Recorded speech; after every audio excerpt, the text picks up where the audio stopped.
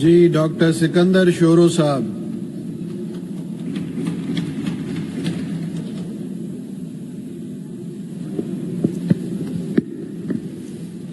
Thank you sir. بہت بہت شکریہ جناب اسپیکر صاحب، آپ نے مجھے اس اہم ریزولوشن پہ بولنے کا موقع دیا. بھرپور حمایت کرتے ہیں آج کی اس پیش ہونے والی ریزولوشن کی جو ہمارے ہوم منسٹر لا منسٹر نے پیش کی ہے. اور 5 اگست کا دن جو کہ یوم استحصال کے طور پہ منایا جاتا ہے، ہم دیکھتے دنیا میں جہاں پہ بات ہوتی ہے ہیومن رائٹس کے حوالے سے، جہاں پہ بات ہوتی ہے آزادی کے حوالے سے، جہاں پہ بات ہوتی ہے امن کے حوالے سے، لیکن ہم آج بھی دیکھتے ہیں کہ کشمیر میں سر عام بربریت جاری ہے، اور ہم دیکھتے ہیں آج بھی کشمیر میں کشمیریوں کا خون جاری ہے. ہم دیکھتے ہیں کہ شروع سے لے کے کشمیر پہ جس طریقے سے انڈیا نے قبضہ کیا، اور اس کے بعد ہم دیکھتے ہیں جب یہ کیس جو 1948 میں یونائٹڈ نیشن میں گیا تھا، تو یونائٹڈ نیشن میں یہ سب سے پہلے جہاں پہ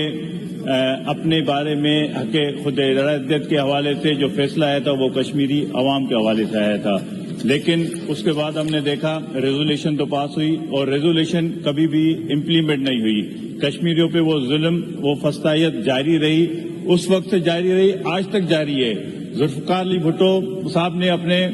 اس وقت میں جب یہ کہا تھا کہ ہم کشمیریوں کے لیے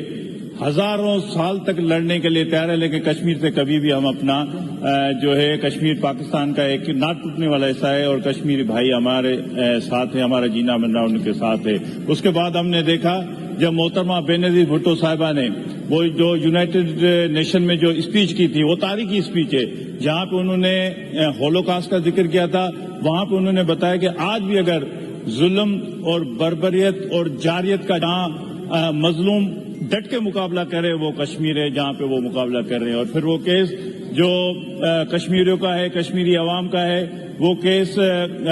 بلاول بھٹو زرداری صاحب، محترم آصف علی زرداری صاحب نے بھی ان پراپر فورمز پہ لڑا ہے، اور پاکستانی عوام، پاکستانی حکومت آج تک لڑتی آ رہی ہے. ہم دیکھتے ہیں کہ 6 سال پہلے جب 2019 میں جس طریقے سے مودی سرکار کی وہ جو ذہنیت ہے، دراصل ان کا اپنا ایک پولیٹیکل ایجنڈا تھا، ان کو وہاں پہ اپنی پوائنٹ گین اسکور کرنی تھی، اور یقینی طور پہ ان کا ایک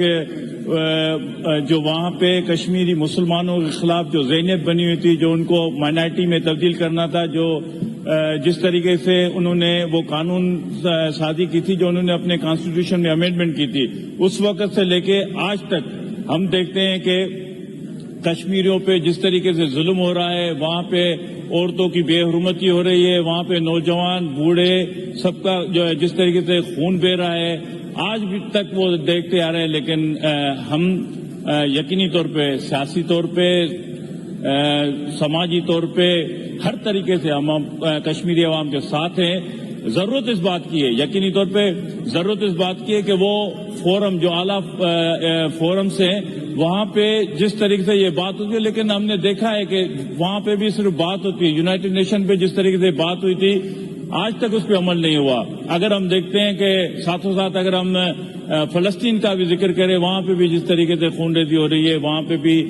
وہ یونائٹڈ نیشن کے فورم اس بربریت کو بھی روکنے میں ناکام رہے ہیں. لیکن یقین ہم پاکستان کی عوام، کشمیری عوام کے ساتھ ہیں، ہم لڑیں گے، ہم ان کے ہر دکھ اور سکھ میں ساتھ ہیں، اور انشاءاللہ تعالی قائم رہنی ہے تو ایک ہی حکومت قائم رہنی ہے جو کہ خدا کی حکومت ہے، رب العزت کی ذات ہے، وہ قائم رہنی ہے. یہ بربریت ایک دن ختم ہونی ہے، یہ ظلم کو ایک دن مٹنا ہے، یہ ظالم کو ایک دن ختم ہونا ہے، اور انشاءاللہ تعالی وہ دن دور نہیں ہے جب کشمیری اپنے جو حقوق ہے ان کے لیے جو یونائٹڈ نیشن کے جس طریقے سے ریزولوشن اس پہ عمل ہوگا، اور انشاءاللہ تعالی کشمیری عوام کے ساتھ انصاف ہوگا. بہت بہت شکریہ.